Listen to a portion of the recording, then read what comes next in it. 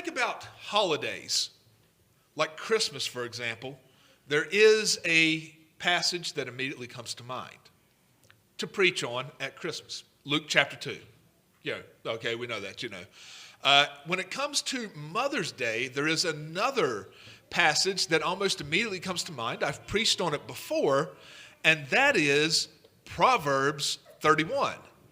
Proverbs 31 is known as the virtuous woman chapter. And I've preached on that before, and I thought about that a little bit this morning, and I thought, you know what, I want to bring up Proverbs 31 and just talk about it for just a second. So Proverbs chapter 31, and for those of you who listen to Spirit FM or something like that, you'll hear people talk about Proverbs 31 ministries. And any mother or any wife or any mom here, Proverbs chapter 31 is a chapter that you should read and say, okay, this is the bar that I want to try to get to. This is the standard that I want to try to attain. Because that Proverbs 31, Mom, if you've ever read about her, man, she is awesome. She is absolutely perfect. So now here's the reality. She doesn't exist. She is not out there in the world. If you look at Proverbs 31 in context, and I'm not disparaging Proverbs 31, it is something that all women should read as saying, these are the marks that I want to strive to get to. But Proverbs 31 is written by a mother who is telling her son what to look for in a wife. Now, I have known a lot of women who have mother-in-laws.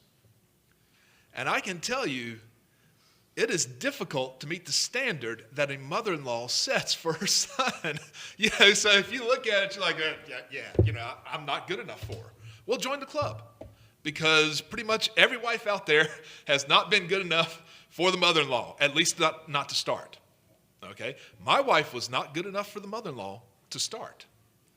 And, my wife, I looked at her and I was like, man, she's a lot like the Proverbs 31 woman, but not like that all the time. Okay? So I want to give you some reality this morning, and hopefully this will encourage the mothers out there. Because something that I have noticed when it comes to wives and mothers is they'll look at that high standard and they're going to try to get to it. And if they don't meet that high standard, they'll get discouraged. They'll get sort of depressed, lack of self-esteem. Women have more trouble, I believe, with a lack of self-esteem than men do. And the only reason I say this is just through observation. Women feel like they have to be perfect. This is why when when you and your wife are going to go out to eat or something like that, she spends a lot of time on her appearance. She's in the bathroom. Sounds like a pit crew's going on in there. You got motors running. You got all kinds of things going off there. And, she's in there for like an hour because you're going out on your special date. And since you're going out on your special date, the guys, they look at their appearance too. They will spend up to 10 minutes getting ready. Yeah? Because when it comes to guys, it's like, you know what? I look better. Our attitude is, when a woman goes into the bathroom to get ready, she wants to come out looking perfect. When a man goes into the bathroom to get ready, we just want to come out looking better than when we went in. And that's really our only goal. That's all we care about. And so, women have more desire to be perfect. And they have a lot of responsibility. A mom's greatest anxiety, I'm sure, is, hey, can I raise these children correctly? Can I raise these children right? And they make mistakes. Now, I'm going to tell you something that all of the husbands and fathers out here have been dying to tell their wives, but they don't really have the guts to do it. So I will tell you, okay, all of the mothers and wives out here in our audience and out in the parking lot, all of them have flaws. They're not perfect. They're not right all the time. Okay, there you go. So, I've said it. It's out there. It's the truth. They're not, because every human being has flaws. every human being has problems. And what's great about the Bible is when you look at the mothers in the Bible, you see every one of them had flaws. Every one of them had problems. Now stay in Genesis 16 because I'm going to get to that in just a second. But I'm going to talk about Sarah and Hagar this morning. Sarah and Hagar. But I want to read to you a couple of things in the New Testament about Sarah to begin with. Okay? Now in Hebrews chapter 11, verse 11, Sarah makes it to the faith chapter. And the Bible says, through faith also, Sarah herself received strength to conceive seed and was delivered of a child when she was past age because she judged him faithful who had promised. So Sarah is a godly wife and mother. And the Bible says she had great faith. Now we look at 1 Peter chapter 3, and I'm just going to read to you a couple of verses here. 1 Peter chapter 3, verse 5, for after this manner in the old time, the holy women also, who trusted in God, adorned themselves, being in subjection unto their own husbands, even as Sarah obeyed Abraham, calling him Lord, whose daughters ye are, as long as ye do well, and are not afraid with any amazement. So Peter lifts up Sarah as an example. She is a great example of a submissive wife who called her husband Lord. And so we look at those things in the New Testament and we think Sarah was just this awesome, great, godly woman. And she was. But Sarah made a lot of mistakes in her life. And so when you look at these things, understand that, those things that say, hey, Sarah is the example of a godly wife and a godly mother in the New Testament, those are almost like Facebook posts. The real Sarah we will see in the Old Testament. Okay? And we see that she is very godly, but we also see that she has a lot of problems. She makes some major mistakes. She sins. But in the New Testament, when we're seeing the examples, we're like, oh, these are the examples of the qualities of Sarah that you should follow. That's why I say they're kind of like Facebook posts, because oftentimes we will look at a Facebook post of hey, our friend just posted this family photo, and, all of the members of the family are clean, and they're all wearing like the same uniform, a white shirt and blue jeans. I can tell you, my wife, one of her goals on a family portrait, which she never got, was to put us all in matching outfits like she had seen other people do. We were very resistant to that, poor Tanya. Me and Josh especially, we're going to wear what we're going to wear. And so we never did that. So she would look at that and she'd think, oh man, why can't I do that? But those are just, that's not the reality of your friends or whatever. Okay, they have as much problems as you do. It's just that this is what they, kind of show the world. I mean, I look back with fond memories on family portraits. We have family portraits. There's one family portrait of us where Josh is smiling. Lila, she loves to have her picture taken. Noah's got a straight face on.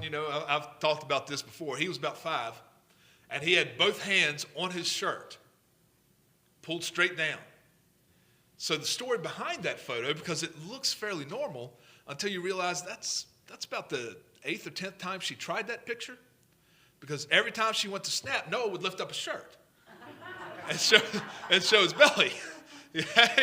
And so the picture that she finally got, she had actually threatened his life if he lifted up his shirt in that picture. And so you can see the internal conflict there as he's trying to decide if she's serious or not in that photo. Love that photograph, So look, nobody's perfect, right? Everybody has flaws. And everybody has problems. And everybody makes mistakes, including mothers. And so I want to kind of read this story about Sarah and Hagar and show you some things about Sarah and Hagar, both of whom are great mothers, but both of whom go through struggles and, troubles. So here in Genesis 16 is where we're going to take a look at it. And we could look at so many, because there are tons of mothers. You know, I don't really preach enough on women in the Bible. There's so many mothers in the Bible, and so many of them have struggles. So many of them have problems. And I'll take a look at, I'm going to run through a little list of those here at the end. So the goal of the sermon is, if you're not perfect, if you have yelled at your child, if you've called your child a loser or something like that in anger or something, or something worse, look, we've all made mistakes, and we learn from them and we move on. Hopefully our children understand that we do make mistakes, and mothers especially in this day and age, have so many stresses on them. It is hard enough to raise a child with a father in the house, much less a child without a father in the house, which is what most mothers are dealing with these days. And I know a lot of mothers who are raising children that they care about in a house with a man that is not the father of the children, who doesn't care about the children. Now that's a struggle as well. That's a stress. And a lot of mothers go through that kind of thing today. So Genesis chapter 16, I'm going to begin reading in verse 1. The Bible reads in Genesis 16, verse 1, "Now Sarai, Abram's wife, bare him no children. And she had a handmaid, an Egyptian, whose name was Hagar. And Sarai said unto Abram, Behold, now the Lord hath restrained me from bearing. I pray thee, go in unto my maid. It may be that I may obtain children by her. And Abram hearkened to the voice of Sarah. And Sarah, Abram's wife, took Hagar her maid, the Egyptian, after Abram had dwelt 10 years in the land of Canaan, and gave her to her husband Abram to be his wife." Now this looks ridiculous. This looks like a very silly thing. But understand that there are a lot of women out there, and this is what amazes me about this whole abortion thing and stuff, which I'm going to touch on some of that tonight. But there's a lot of women out there who would love to give anything to have children. And these days we have, modern medicine where you can spend several $1,000s to have, in vitro fertilization, various, terms that I don't really understand, various options for a woman who cannot have a baby to try to have one, or adoption. They didn't have a lot of that back in this day. Abraham and Sarah do not have any children, and Sarah really would love to have a child. Now, God has promised her a child, but it's going to take a while. And she is jumping the gun here. See, Hebrews chapter 11 says she has faith that she's going to have a child. She does, but there are some points in her life when she doesn't have faith and takes matters into her own hands. And this is one of those times. So she tells Abraham, hey, why don't you have, basically we're going to have a surrogate, and you have a child with Hagar, and I will raise it as my own.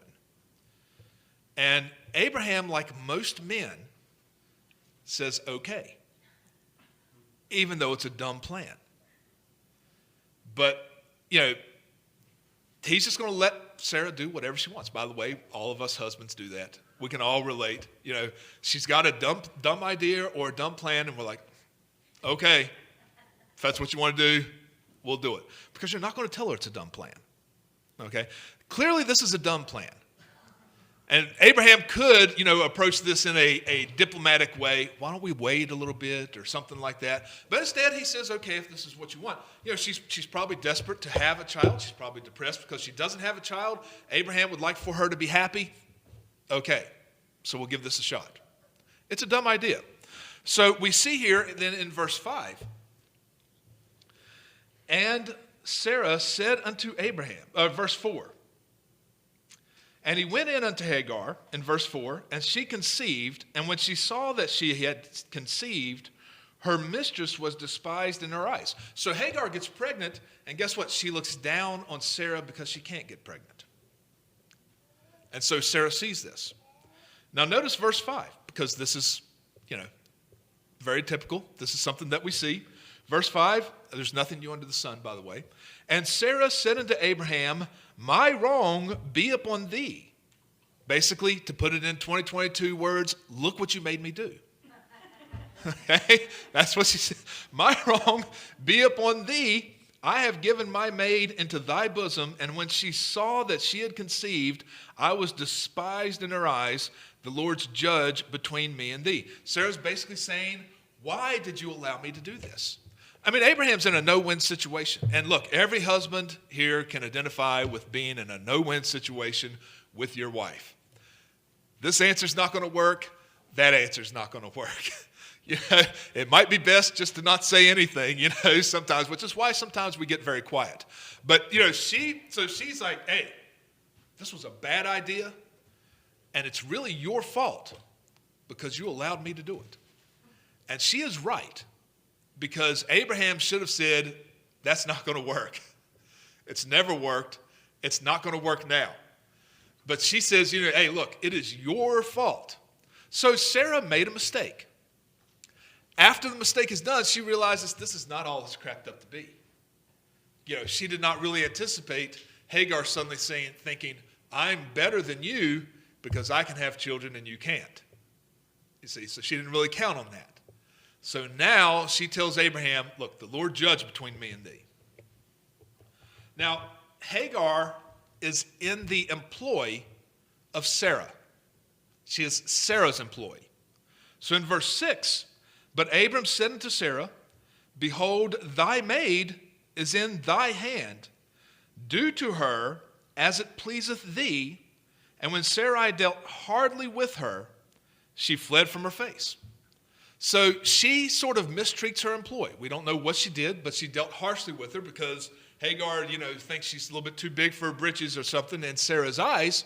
And so Sarah wrongly mistreats Hagar. In this story, because, we have all kinds of New Testament examples of Sarah as a godly woman. But in this story, it is very clear Sarah is wrong. And Hagar has actually really done nothing wrong. The only thing she's done wrong is look down on Sarah. Now, Hagar reminds me of a lot of mothers and their struggles that they go through today. If you have a child with someone, and that someone is already married, are you really in a good place with that man? You're not. And that's where Hagar is. And what if that man says to his, your employer, I don't care if you fire her. I don't care what you do with her. Does he really care about that woman? So Hagar has had a child with a man who cares nothing about her. Of course, we know that doesn't happen, right? Today in 2022, we are much more civilized than that now. That never happens, right? No, it happens all the time. More so now than it did even just a few years ago, it seems like. A man and a woman have a child, and that man wants nothing to do. He doesn't care about that woman. And Abraham really doesn't care about Hagar. We can see that in this story. I mean, let's just boil it down to all of its ugliness. That's what's so great about the Bible. It gives us the good and the bad in people. And it is as relevant today as it was then. And it is as current now as it was then. These things have not changed. People still struggle with these same kind of things. So we have Sarah, who's godly but has made a mistake, and now she's just filled with jealousy and rage. Her husband is at fault too because he hasn't really controlled this situation. Hagar kind of looked down on her mistress, but now Hagar is kind of left out to where, there's really no ally for her. She is in a family, and she doesn't have anybody in that family to back her up. Nobody.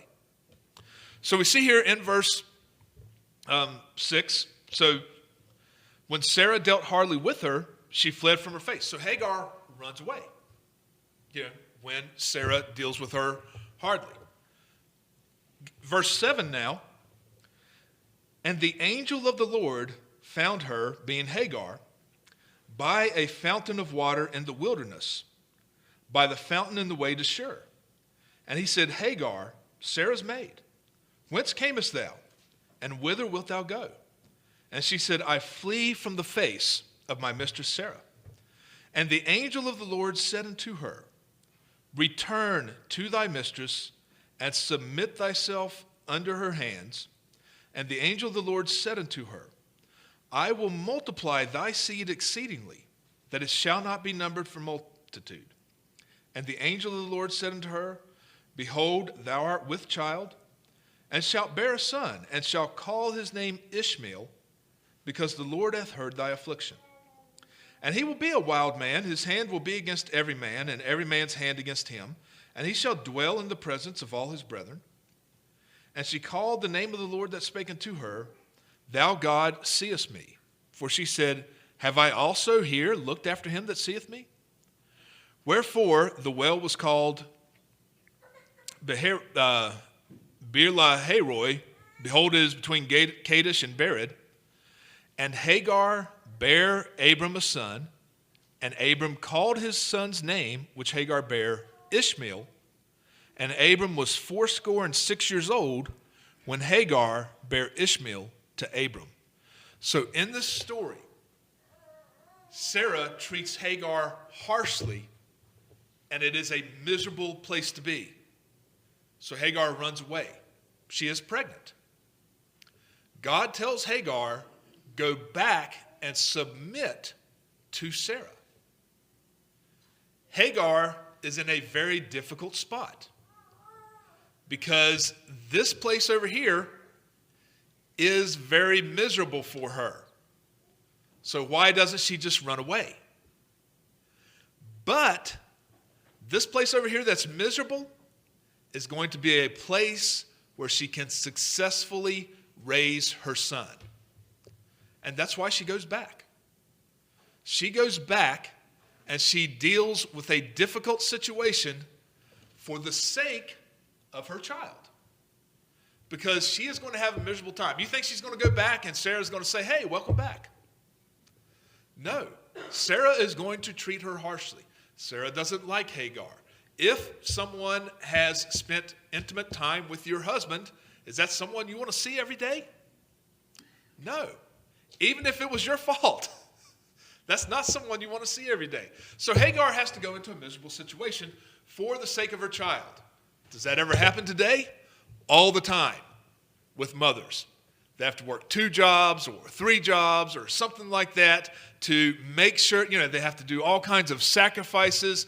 The ideal situation for a mother, and if you're in this situation today, especially, you're extremely blessed, is to be able to devote your time 100% to your children, raising your children.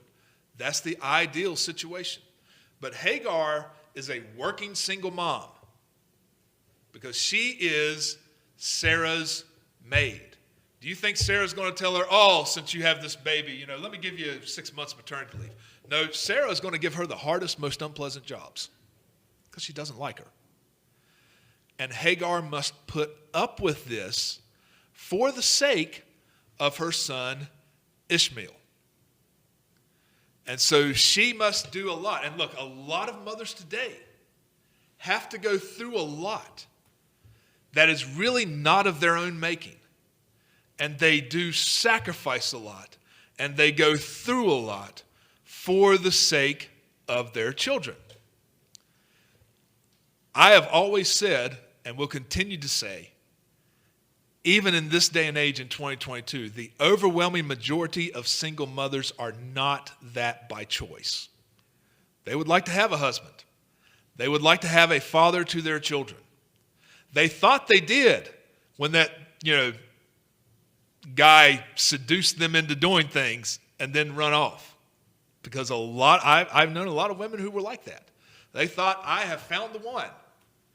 And then they're pregnant and the one is gone. He's somewhere else. And so now they're stuck. And they have to because they're stuck with the child. And so they have to make all sorts of sacrifices. Hagar had to make sacrifices. If you look at the Bible and you think, I don't know if there's anything in there that's really as relevant to my situation, there's always something in the Bible relevant to your situation, no matter what situation you're in. And so this is one where we have a woman who has to live with a family who does not like her. She is a single mother who has to work a job. She's doing it for Ishmael. That's the only reason. If she didn't have him, she wouldn't be there. So you can see that going on here in this story. So in this story, we can see who really is the mother that's doing the best job at the moment for her child. That is Hagar. Sarah is not behaving well in this story. Sarah is a Christian. Sarah is a very godly woman that we see examples of in the New Testament. But Sarah, like any mother and like any human, has flaws and sins and makes mistakes. So if you have flaws and sins and make mistakes, you're in good company. Paul says, put those things behind you and go forward. And every mother should be able to do that as well. And there's a lot of pressure to being a mother because some of your mistakes, especially if you have children old enough to really, hurt with words or something like that, some of those mistakes can really cause you to have to humble yourself and mend some fences. But sometimes we have to do that. So continuing on with the story, let's jump over to Genesis chapter 21.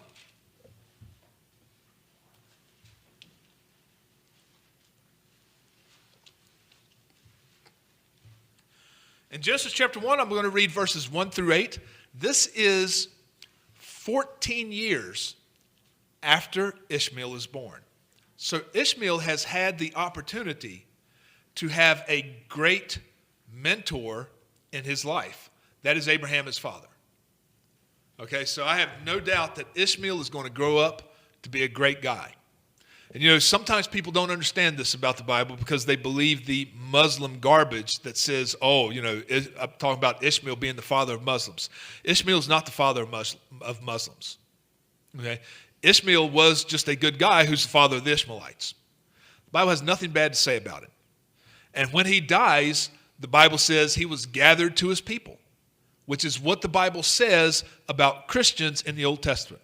I believe it's very possible. Ishmael saved, we'll see him in heaven, just like we see Isaac. But a lot of people don't, they get this idea that somehow he's a bad guy. No, he's not a bad guy. He was raised by Abraham. How can he be bad? So we see here in chapter 21, verse 1, and the Lord visited Sarah as he had said, and the Lord did unto Sarah as he had spoken, for Sarah conceived and bare Abraham a son in his old age at the set time of which God had spoken to him. And Abraham called the name of his son that was born unto him, whom Sarah bare to him, Isaac. And Abraham circumcised his son Isaac, being 8 days old, as God had commanded him. And Abraham was 100 years old when his son Isaac was born unto him. And Sarah said, God hath made me to laugh, so that all that hear will laugh with me. And she said, who would have said unto Abraham that Sarah, now remember, Sarah is now 90 years old. Who would have said unto Abraham that Sarah should have given children suck? For I have borne him a son in his old age. And the child grew and was weaned. And Abraham made a great feast the same day that Isaac was weaned. He was weaned after about a year. And so this would put Ishmael at about 14 years old during this great feast, this party. Okay? Verse 9, and Sarah saw the son of Hagar, that's Ishmael. And Sarah saw the son of Hagar the Egyptian, which she had borne unto Abraham, mocking. Wherefore she said unto Abraham, cast out this bondwoman and her son, for the son of this bondwoman shall not be heir with my son, even with Isaac. So now look at this. This is another place where Sarah fails. Okay? Because first off, it's very clear that she does not like Hagar. Because Hagar is now not a maid, she's a bondwoman. Just this other person. You got to get rid of her, Sarah says. I have a child now. I don't want my child competing with Ishmael. And look, Ishmael's making fun of Isaac. And I don't want anything to do with that. Look, Ishmael's 14 years old. Have you ever known a 14-year-old not to make fun of somebody? They do that all the time. So this does not make Ishmael a bad person. He's 14 years old. So he will mock. All 14-year-olds mock. But Sarah is looking for any excuse to get rid of them. And she says, cast them out. I want nothing to do with them. I don't want my son around that kid. Look, see, Sarah has a lot of problems. even though she is saved. And even though there are a lot of stories in the Bible where we can look at Sarah as an example, understand that in this situation, which she started herself, she's got all kinds of problems. What did Ishmael ever do to her, by the way? Nothing. Because she's the reason that Ishmael's even alive. Because she is the one that got Hagar and Abraham together. So it's really all her fault. But she's done. And she wants him, she wants Ishmael and Hagar out. So verse 9. And Sarah saw the son of Hagar. Let's see, we've already read that part. Let's go down to verse 11. And the thing was very grievous in Abraham's sight because of his son. So look, Abraham is raising Ishmael, and he's become quite attached to Ishmael. He even told God at one time, hey, can you do things through Ishmael if I can't have a son with Sarah? Ishmael, I'm sure, looks up to his father. And Abraham is very sorry about this. But Abraham's wife is not Hagar. Abraham's wife is Sarah. And so he's going to keep the peace in the family. And he's going to do what has to be done. And so he gives Hagar provisions and kicks her out. Now Hagar is not only a single mother with a teenager. We all know how much teenagers eat. She's got nothing as far as taking care of him. Nothing. And so we see there in verse 12, and God said unto Abraham, let it not be grievous in thy sight because of the lad and because of thy bondwoman, and all that Sarah hath said unto thee. Hearken to her voice, for in Isaac shall thy seed be called. And also of the son of the bondwoman will I make a nation, because he is thy seed. And Abraham rose up early in the morning, took bread and a bottle of water, and gave it unto Hagar, putting it on her shoulder, and the child, and sent her away. And she departed, and wandered in the wilderness of Beersheba. And the water was spent in the bottle, and she cast the child under one of the shrubs. And she went and sat her down over against him a good way off, as it were a bow shot, for she said, let me not see the death of the child. And she sat over against him, and lift up her voice and wept. She has this trouble now. She cannot, she's got the son, and she just can't bear to see him die because they have no food. They have no water. They're out there in the wilderness. Verse 17, and God heard the voice of the lad, and the angel of God called to Hagar out of heaven and said unto her, What aileth thee, Hagar? Fear not, for God hath heard the voice of the lad where he is. Arise, lift up the lad, hold him in thine hand, for I will make of him a great nation. And God opened her eyes, and she saw a well of water, and she went and filled the bottle with water and gave the lad drink. And God was with the lad, and he grew and dwelt in the wilderness and became an archer. And he dwelt in the wilderness of Paran, and his mother took him a wife out of the land of Egypt. Ishmael grows to have 12 children, and each one of his children is the prince of a nation, just to fast forward. And he lives to be 137 years old. He is part of the burial of Abraham. Him and Isaac are the ones that bury Abraham. Ishmael is buried with full honors when he dies in a ripe old age with a lot of family underneath him. And he owes it all to his single mother, Hagar, who went through all kinds of trouble for him, but he wound up being a great success. This should be an encouragement to any mother out there who's going through all kinds of problems. Hey, if you follow God, because she had to listen to God. She had to listen to him. In her low points, she cried out to God because Hagar called upon the name of the Lord. I believe we'll see Hagar in heaven. She's a Christian who went through some tough times. Every time, though, God was there for her. Truly the saying, I will never leave thee nor forsake thee, was well placed right there because he always made sure that she found a way to take care of her son. And while Sarah, we see, is godly for the most part, Sarah has problems. She sins. She makes mistakes. Not downplaying Sarah because she is a very godly woman. But I wanted to do this to kind of show you, look, every mother in the Bible made mistakes. And a lot of mothers went through hardships. If you look at the line of Jesus in the book of Matthew, 3 women are mentioned in the line of Jesus. One of them is Tamar. Now, Tamar had two children by one of Judah, Tamar had actually no children. Judah was her father-in-law. She married one of his sons. That son died. She married another one of his sons. That son died. So Tamar was a widow twice.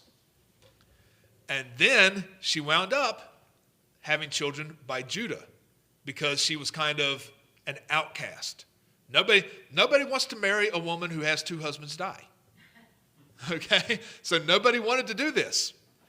But she deceived Judah so that she could have children. One of those children is in the line of Christ, and her name is in Matthew chapter 1. Also, Rahab the harlot. Do I need to tell you what a harlot is? Rahab the harlot belonged to the oldest profession for many years in the city of Jericho. Then when Jericho was taken over by Israel, she became a believer. And her and her family are the only ones in Israel that were saved. She married a guy named Salmon. Salmon and her had a son named Boaz. Boaz married the third one in the line in Matthew chapter 1. Her name was Ruth. And of course, Ruth has an entire book. Ruth also was widowed. And here's the thing about Ruth. She married a guy that the Bible is very clear was way older than she was. Okay? Boaz was an older fellow. He'd been around a long time by that time. But Ruth and Boaz have a son named Odom. Odom has a son named Jesse. Jesse has a son named David. And that's how it goes through that line there. These women had hard lives. They lost husbands. They've got a big age gap between husband and wife. They're outcasts. And let's not forget about the one that is actually Judah, because Jesus came through the line of Judah. What about Judah's mother, Leah? She was hated by her husband, Jacob, because he liked Rachel better. How would you like to be married to someone who clearly prefers someone else? Oh, and by the way, he's married to her also. I mean, it happens in 2022. There are men that have more than one wife. And so that's a difficult thing. And so I know Leah had to suffer from esteem issues and all sorts of things. Yet there she is in the line of Jesus Christ, along with all of these other women. The point of this really is, do not get discouraged when you make mistakes. Do not get discouraged when you go through hard times. As a Christian, know that God will always take care of you. As a Christian, know that the Bible says, train up a child in the way they should go. And when they are old, they will not depart from it. Now, when they're a teenager, probably they'll depart from it. But when they're old, they will not depart from it. It takes patience. It takes a lot of prayer. It takes a lot of sacrifice. It takes a lot of stress and responsibility to raise children. If you have a husband that will raise children with you, consider yourself extremely blessed, because so many ladies out there don't have that. But even the ladies out there that don't have that, there are many examples in the Bible of ladies in your situation who raise successful children themselves. And this should be an encouragement to us. Let's pray. Dear Heavenly Father, I thank you for this day. I thank you for your many blessings.